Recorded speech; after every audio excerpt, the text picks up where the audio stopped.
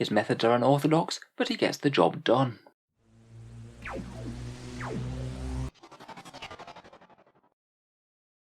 Hello and welcome back to Auspex Tactics, the strategy-focused 40k channel, where today I thought it'd be fun to take a look at Sly Marbo, the one-man Catachan army, whose datasheet is so sneaky that it doesn't even appear in the Guard Codex. In the video we'll talk about who he is, go over his rules, and how I'd use him in-game.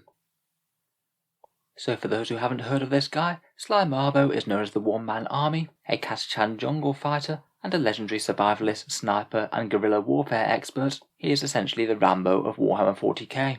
If you look very closely at his name as well, you might notice that Marbo might just be an anagram of Rambo.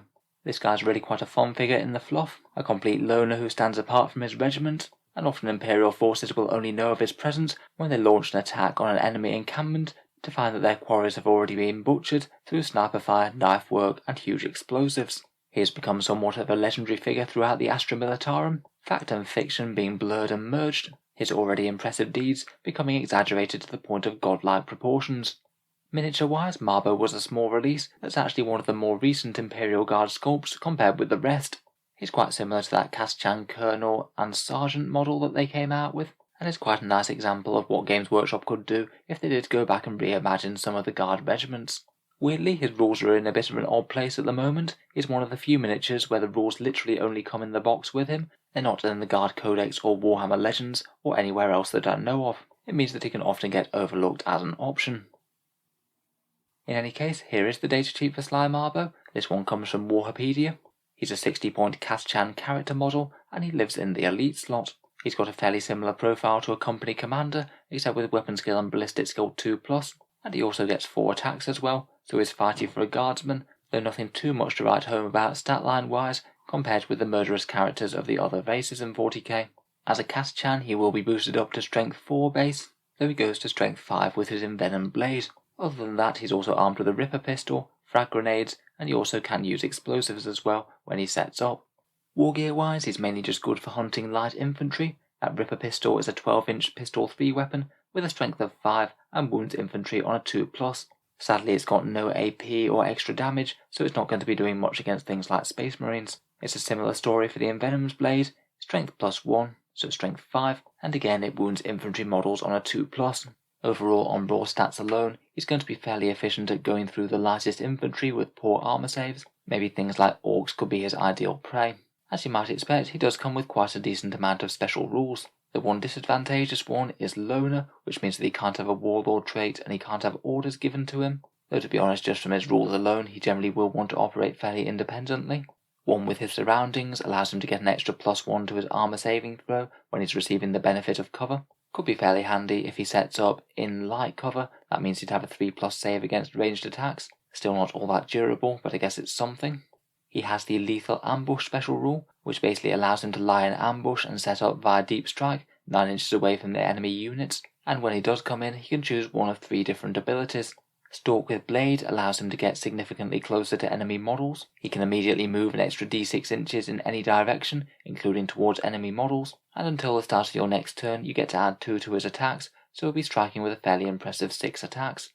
If you choose Snipe with Pistol, then he can immediately shoot his Ripper pistol as if it were a shooting phase, basically meaning that he's going to be able to fire it twice the turn that he drops, and if he happens to have any characters that he can shoot, he can also ignore Lookout Sir for that character. Again, could be fairly handy for chewing through hordes. That is going to likely add up to a few more dead models.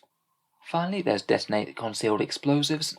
If you don't choose either of the others, then you can pick an enemy unit on the battlefield and roll a d6. You subtract 1 from the result if it's a character, or add 1 to the result if there's 10 or more models in the unit. If you roll a 4+, they take d3 mortal wounds, and if you roll a 7+, so you'd have to target a big unit for that, then they get d6 mortal wounds instead.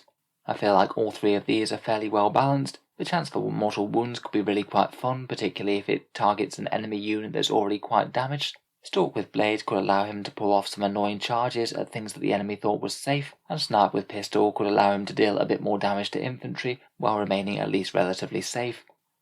If he doesn't die to enemy reprisals, then you do have the option for using the rule like Fighting a Shadow, which means that once per battle at the start of your movement phase, Sly Marbo can disappear if there are no enemy models within 6 inches. He'll spend a turn off the board, and at the end of your next movement phase, you can redeploy him using the Lethal Ambush ability.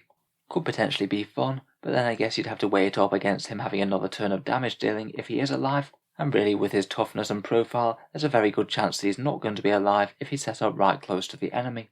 Overall, I'd say that he's a fun character who could potentially do a bit of damage to enemy light infantry, though honestly he's certainly not the most competitive model in the world. I think that you can tell that his rules came from early on in 8th edition, back when units didn't tend to have quite as high numbers of wounds, and when AP0 damage 1 attacks could be genuinely quite scary to a few units. In competitive lists I don't think he's worth the 60 points, but I still think he could be quite fun to try and make work in more casual games.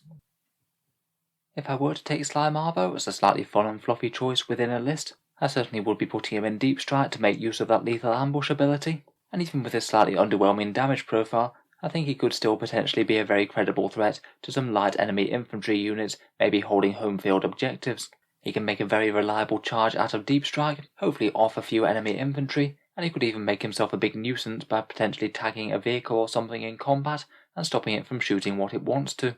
Ideally, if he can, I think he'd want to drop into cover and maybe out of line of sight of any units that are going to be able to shoot him dead. There's a good chance that he's going to fail his charge unless you go with Stalk with Blade, so having a 3+ cover save isn't the worst thing if he doesn't make it into combat. Otherwise, you could potentially try and drop him alongside a main Catachan advance. He could drop down and maybe shoot his pistol twice, or use the explosives and try and take out one hard to reach enemy target, and then just add a little bit more weight to assaults, potentially even picking up an extra few attacks here and there, maybe from Strachan or a Minister and Priest. I think it is quite interesting that if he does wind up dropping in cover and the enemy can shoot him, you do have the potential to get a 2+ armor save on him by using Take Cover. If the enemy's only got a couple of units that could deal with him, that could genuinely frustrate the opponent and maybe make a toughness 3 infantry model with 4 wounds with a far more firepower than he really should be able to. Like I said, I don't really think that Sly Marbo is really all that competitive, but quite a cool model on the fluff behind him, and he might well get some revamped rules in the next Guard Codex. It kind of makes sense that he would be included, seeing as he is a miniature that Games Workshop currently sells, so maybe he'll crop up with some better rules in the 9th edition decks. So as always, let me know what you think down in the comments.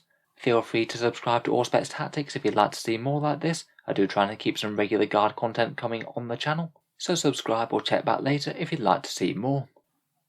Finally, if you have been enjoying the videos on the channel, I would just like to mention that I do have a Patreon page, which is how I can afford to keep quite so many videos coming quite so regularly. If you are enjoying a lot and would like to help out, the link is down in the video description, so feel free to check it out if that's something that would interest you. Channel patrons do get a fair few advantages, such as seeing certain videos early, regular votes to see what sort of things come next for the channel, and automatic entry to the regular prize giveaways with a chance to win some big model kits every month. If any of that sounds good to you, or you'd just like to help support, then the link is down in the video description below. In any case, a massive thank you for listening, and I'll hope to see you guys next time.